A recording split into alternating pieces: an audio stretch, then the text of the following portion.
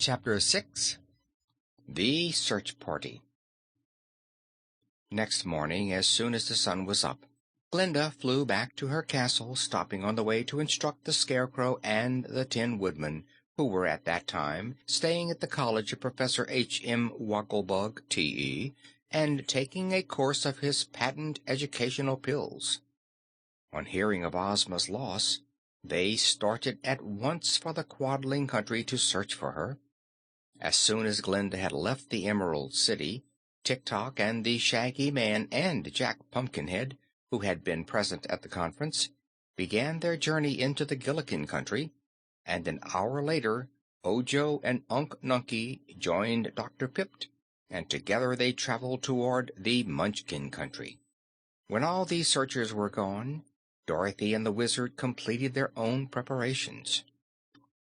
The Wizard hitched the Sawhorse to the Red Wagon, which would seat four very comfortably. He wanted Dorothy, Betsy, Trot, and the Patchwork Girl to ride in the wagon, but Scraps came up to them mounted upon the Woozy, and the Woozy said he would like to join the party.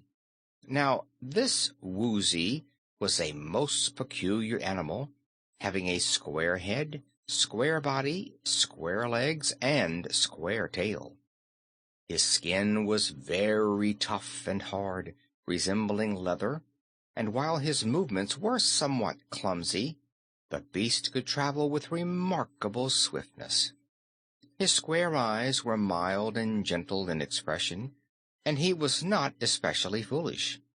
The Woozy and the Patchwork Girl were great friends, and so the Wizard agreed to let the Woozy go with them. Another beast now appeared and asked to go along. This was none other than the famous Cowardly Lion, one of the most interesting creatures in all Oz. No lion that roamed the jungles or plains could compare in size or intelligence with this Cowardly Lion, who, like all animals living in Oz, could talk, and who talked with more shrewdness and wisdom than many of the people did. He said he was cowardly because he always trembled when he faced danger, but he had faced danger many times and never refused to fight when it was necessary. This lion was a great favorite with Ozma, and always guarded her throne on state occasions. He was also an old companion and friend of the Princess Dorothy, so the girl was delighted to have him join the party. "I'm so nervous over our dear Ozma," said the Cowardly Lion in his deep, rumbling voice, "that it would make me unhappy to remain behind while you are trying to find her. But do not get into any danger, I beg of you, for danger frightens me terribly." "We'll not get into danger if we can possibly help it," promised Dorothy. "But we shall do anything to find Ozma, danger or no danger." The addition of the Woozy and the Cowardly Lion to the party gave Betsy Bobbin an idea. She ran to the marble stables at the rear of the palace and brought out her mule, Hank by name. Perhaps no mule you ever saw was so lean and bony and altogether plain-looking as this Hank. But Betsy loved him dearly because he was faithful and steady and not nearly so stupid as most mules are considered to be. Betsy had a saddle for Hank, and he declared she would ride on his back, an arrangement approved by the Wizard because it left only four of the party to ride on the seats of the Red Wagon: Dorothy and Button-Bright and Trot and himself. An old sailor man who had one wooden leg came to see them off, and suggested that they put a supply of food and blankets in the Red Wagon, inasmuch as they were uncertain how long they would be gone. This sailor man was Cap'n Bill. He was a former friend and comrade of Trot, and had encountered many adventures in company with the little girl. I think he was sorry he could not go with her on this trip, but Glinda the Sorceress had asked Cap'n Bill to remain in the Emerald City and take charge of the royal palace while everyone else was away, and the one-legged sailor had agreed to do so. They loaded the back end of the red wagon with everything they thought they might need, and then they formed a procession and marched from the palace through the Emerald City to the great gates of the wall that surrounded this beautiful capital of the Land of Oz. Crowds of citizens lined the streets to see them pass and to cheer them and wish them success, for all were grieved over Ozma's loss and anxious that she be found again. First came the Cowardly Lion, then the Patchwork Girl riding upon the Woozy, then Betsy Bobbin on her mule Hank, and finally the Sawhorse drawing the red wagon, in which were seated the Wizard and Dorothy and Button-Bright and Trot. No one was obliged to drive the Sawhorse, so there were no reins to his harness. One only had to tell him which way to go, fast or slow, and he understood perfectly. It was about this time that a shaggy little black dog, who had been lying asleep in Dorothy's room in the palace, woke up and discovered he was lonesome. Everything seemed very still throughout the great building, and Toto, that was the little dog's name, missed the customary chatter of the three girls. He never paid much attention to what was going on around him, and although he could speak, he seldom said anything, so the little dog did not know about Ozma's loss, or that everyone had gone in search of her. But he liked to be with people, and especially with his own mistress, Dorothy, and having yawned and stretched himself and found the door of the room ajar, he trotted out into the corridor and went down the stately marble stairs to the hall of the palace, where he met little Jellia Jamb. "Where's Dorothy?" asked Toto. "She's gone to the Winkie Country," answered the maid. "When?" "A little while ago," replied Jellia. Toto turned and trotted out into the palace garden and down the long driveway until he came to the streets of the Emerald City. Here he paused to listen, and hearing sounds of cheering, he ran swiftly along until he came in sight of the red wagon and the Woozy and the Lion and the mule and all the others. Being a wise little dog, he decided not to show himself to Dorothy just then, lest he be sent back home, but he never lost sight of the party of travelers, all of whom were so eager to get ahead that they never thought to look behind them.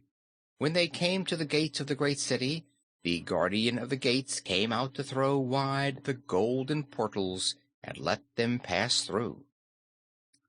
"Did any strange person come in or out of the city on the night before last when Ozma was stolen?" asked Dorothy. "No, indeed, Princess," answered the guardian of the gates. "Of course not," said the Wizard.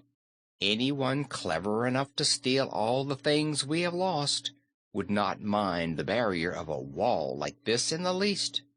I think the thief must have flown through the air, for otherwise he could not have stolen from Ozma's royal palace and Glinda's faraway castle in the same night. Moreover, as there are no airships in Oz, and no way for airships from the outside world to get into this country, I believe the thief must have flown from place to place by means of magic arts which neither Glinda nor I understand." On they went, and before the gates closed behind them, Toto managed to dodge through them. The country surrounding the Emerald City was thickly settled, and for a while our friends rode over nicely paved roads which wound through a fertile country dotted with beautiful houses, all built in the quaint Oz fashion. In the course of a few hours, however, they had left the tilled fields and entered the country of the Winkies, which occupies a quarter of all the territory in the Land of Oz, but is not so well known as many other parts of Ozma's fairyland. Long before night, the travelers had crossed the Winkie River near to the Scarecrow's tower, which was now vacant, and had entered the rolling prairie where few people live. They asked everyone they met for news of Ozma, but none in this district had seen her or even knew that she had been stolen. and by nightfall they had passed all the farmhouses and were obliged to stop and ask for shelter at the hut of a lonely shepherd. When they halted, Toto was not far behind. The little dog halted too, and stealing softly around the party, he hid himself behind the hut. The shepherd was a kindly old man and treated the travelers with much courtesy. He slept out of doors that night, giving up his hut to the three girls, who made their beds on the floor with blankets they had brought in the red wagon. The Wizard and Button-Bright also slept out of doors, and so did the Cowardly Lion and Hank the Mule. But Scraps and the Sawhorse did not sleep at all, and the Woozy could stay awake for a month at a time if he wished to, so these three sat in a little group by themselves and talked together all through the night. In the darkness, the Cowardly Lion felt a shaggy little form nestling beside his own, and he said sleepily, "Where did you come from, Toto?" "From home," said the dog. "If you roll over, roll the other way so you won't smash me." "Does Dorothy know you are here?" asked the Lion. "I believe not," admitted Toto, and he added a little anxiously, "Do you think, friend Lion, we are now far enough from the Emerald City for me to risk showing myself? Or will Dorothy send me back because I wasn't invited?" "Only Dorothy can answer that question," said the Lion. "For my part, Toto, I consider this affair none of my business, so you must act as you think best." Then the huge beast went to sleep again, and Toto snuggled closer to the warm, hairy body and also slept. He was a wise little dog in his way, and didn't intend to worry when there was something much better to do. In the morning the Wizard built a fire, over which the girls cooked a very good breakfast. Suddenly Dorothy discovered Toto sitting quietly before the fire, and the little girl exclaimed, "Goodness me, Toto! Where did you come from?" "From the place you cruelly left me," replied the dog in a reproachful tone. "I forgot all about you," admitted Dorothy, "and if I hadn't, I'd probably left you with Jellia Jamb, seeing this isn't a pleasure trip but strictly business. But now that you're here, Toto, I suppose you'll have to stay with us, unless you'd rather go back again. We may get ourselves into trouble before we're done, Toto." "Never mind that," said Toto, wagging his tail. "I'm hungry, Dorothy." "Breakfast'll soon be ready, and then you shall have your share," promised his little mistress, who was really glad to have her dog with her. She and Toto had traveled together before, and she knew he was a good and faithful comrade. When the food was cooked and served, the girls invited the old shepherd to join them in the morning meal. He willingly consented, and while he ate he said to them, "You are now about to pass through a very dangerous country, unless you turn to the north or to the south to escape its perils." "In that case," said the Cowardly Lion, "let us turn by all means, for I dread to face dangers of any sort."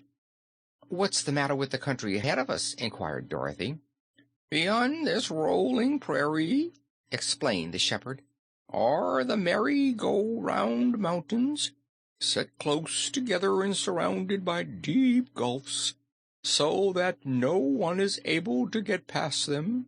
Beyond the Merry-Go-Round Mountains, it is said, the Thistle-Eaters and the Herkus live." "What are they like?" demanded Dorothy. "No one knows, for no one has ever passed the Merry-Go-Round Mountains," was the reply. "But it is said that the Thistle-Eaters hitch dragons to their chariots, and that the Herkus are waited upon by giants whom they have conquered and made their slaves." "Who say all that?" asked Betsy. "It is common report," declared the shepherd. "Everyone believes it." I don't see how they know, remarked Little Trot, if no one has been there. Perhaps the birds who fly over that country brought the news, suggested Betsy. If you escape those dangers, continued the shepherd, you might encounter others still more serious before you came to the next branch of the Winkie River. It is true that beyond that river there lies a fine country inhabited by good people, and if you reached there you would have no further trouble. It is between here and the west branch of the Winkie River that all dangers lie, for that is the unknown territory that is inhabited by terrible, lawless people." "It may be, and it may not be," said the Wizard. "We shall know when we get there." "Well," persisted the shepherd, "in a fairy country such as ours, every undiscovered place is likely to harbor wicked creatures. If they were not wicked, they would discover themselves, and by coming among us, submit to Ozma's rule, and be good and considerate, as are all the Oz people whom we know." "That argument," stated the little Wizard, "convinces me that it is our duty to go straight to those unknown places, however dangerous they may be. For it is surely some cruel and wicked person who has stolen our Ozma, and we know it would be folly to search among good people for the culprit. Ozma may not be hidden in the secret places of the Winkie Country, it is true, but it is our duty to travel to every spot, however dangerous, where our beloved ruler is likely to be imprisoned." "You're right about that," said Button-Bright approvingly. "Dangers don't hurt us. Only things that happen ever hurt anyone. And a danger is a thing that might happen and might not happen, and sometimes don't amount to shucks. I vote we go ahead and take our chances." They were all of the same opinion, so they packed up and said good-bye to the friendly shepherd and proceeded on their way. End of chapter 6.